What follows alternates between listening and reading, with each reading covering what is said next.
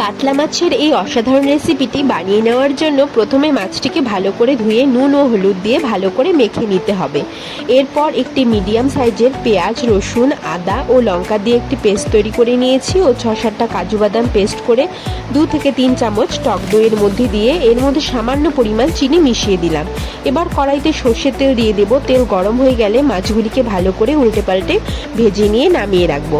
এবার ওই তেলেই ফোড়নে সামান্য পরিমাণ গোটা জিরে, দারচিনি, এলাচ দিয়ে একটু ভেজে নেবার পর পেঁয়াজ কুচি দিয়ে দেব। পেঁয়াজ একটু ভাজা হয়ে গেলে এর মধ্যে 1 চামচ পরিমাণ হলুদ, পরিমাণ মতো লবণ ও 1 চামচ লঙ্কা গুঁড়ো দিয়ে ভেজে নেওয়ার পর লঙ্কা, রসুন, আদা ও পেঁয়াজের যে পেস্টটা তৈরি করে রেখেছিলাম সেটা দিয়ে ভালো করে কষানোর পর তেল ছেড়ে আসলে সামান্য পরিমাণ জল দিয়ে দেব। এবার আবার কিছুক্ষণ নাড়াচাড়া করার পর কাজু বাদাম ও দইয়ের মিশ্রণটা দিয়ে দেব। ভালো করে কষানো হয়ে গেলে পরিমাণ মতো জল দিয়ে এর মধ্যে 2-3টে চেরা কাঁচা লঙ্কা দিয়ে দেব। ঝোলটা ফুটে আসলে মাছগুলিকে দিয়ে ওপর থেকে ধনেপাতা কুচি ছড়িয়ে দিয়ে 2-3 মিনিট পর নামিয়ে নিলেই তৈরি হয়ে যাবে এই অসাধারণ রেসিপি।